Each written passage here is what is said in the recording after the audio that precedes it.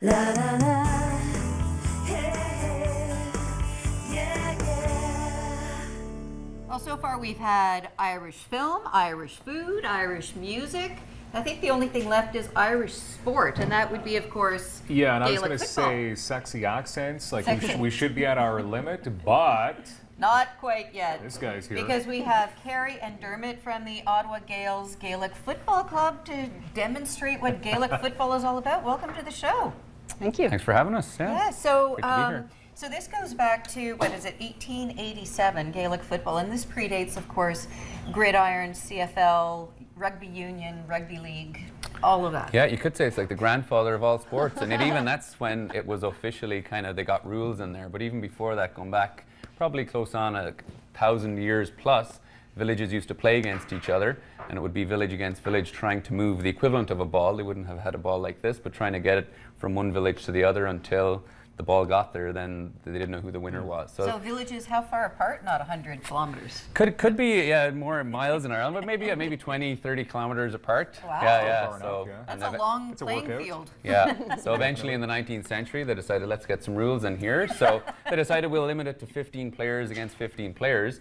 But even then it was by parish. So in Ireland, the church had a big influence back then, and it's waned a little bit over the years. But as it's St. Patrick's Day, we're kind of celebrating his feast day. But even today, a lot of the clubs that have sprung up and that are around Ireland are based on the parish. So it is very parochial, and there's a lot of pride in your area and that sense of belonging and sense of community. So even today, when two neighboring teams get together, there's the same kind of rivalry that there may have been 200 years ago. We can imagine that same kind of rivalry, but now we've got rules. So you don't have players being paid $1.2 million or anything like We that? don't. It's an amateur sport. The players, they train at the county level. There's 32 counties in Ireland, and every county has a county team, and there's no trading. It's if you're from that county, you aspire to play for that county. So again, there's a lot of pride involved. Right. But it is an amateur sport. But these players, in the summertime, at the height of the games, when we get to the Stanley Cup playoffs equivalent, which is the All-Ireland finals, you could have 80,000 people in the stadium cheering on Crazy.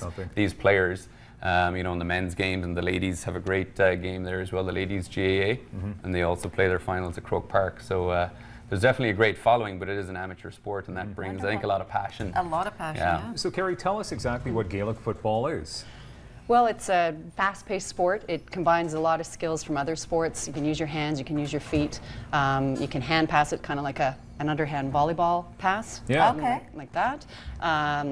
You can use your feet, so you can off your foot back into your hands. That's called a solo.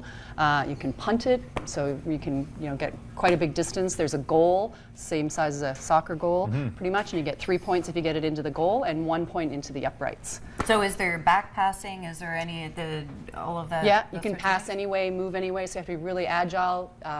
The field is bigger than a soccer field. You do have more players, but you have a lot of space to cover, and you can take 4 steps with the ball, and then you have to do something with it. So Okay. you either solo it, or you hand pass it, or you punt it. You can also kick it off the ground. You can pick it up off the ground.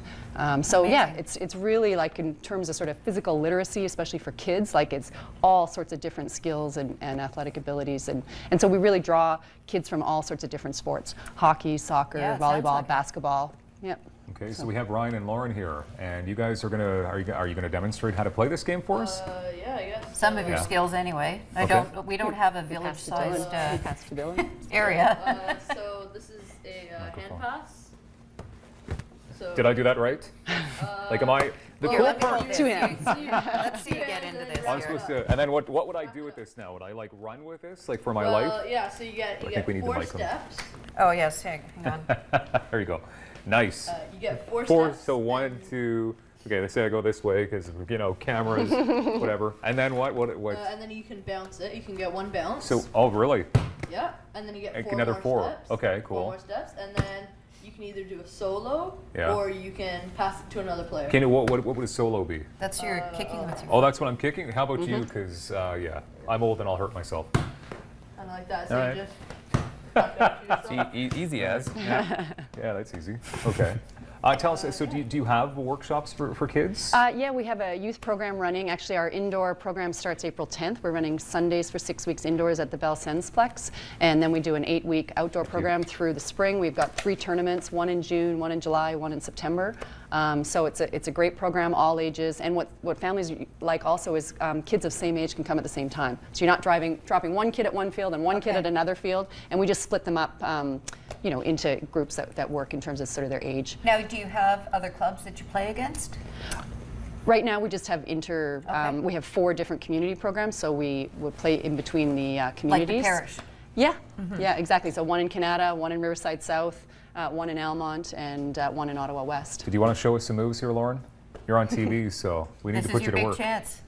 Yeah, impress us. Go for that $1 billion contract right now. Want to do a hand pass or a solo or? There you go. Good Yeah. job. That's great. Hand pass to Dylan? And hand pass Yeah, to sure. Dylan. There Hand we go. pass. Yeah. And then I do this, Wrap it and then up. I go 4 steps, Yep. and then I just. That's it. Yeah, just boot Yes, it out of there. just Yeah. boot it. Okay, Lots let's of not do that. frustration. So, yeah, all the information. That was terrible. Like, she's 10. Like, All the information about our programs is on the website. And Amazing. youth programs, we have women's program, men's program, and so we really welcome anyone who's interested in a The adult fast. teams are going really great right now, and we're part of the Eastern Canadian board, and we're going to have an Eastern Canadian team in Dublin for the World Cup of Gaelic Football Fantastic. in August. So Amazing. we'll have some of the ladies team from Ottawa there, some of the men, along with Montreal and Quebec players. So it's a pretty exciting time right now. Can you in our club. say for us right now, they're after me Lucky Charms? They're not, so I won't. They're after me, Lucky Charms. Yes! There you go. Paddy Wackery on live TV. I always wanted to be a plastic paddy. That in was St. just for the Patrick's inner Day. child. Oh, There you golly, go. yeah, okay. Everyone You loves got that out leprechauns. of your system, I'm glad. It was coming. you. Okay, wonderful. Well, right up, thanks very much for coming on the show. Thanks, guys. Thanks for having us. Thanks You guys for are the great. demonstrations. Enjoy the season coming up. And right after this, we've got Art in Action after the break.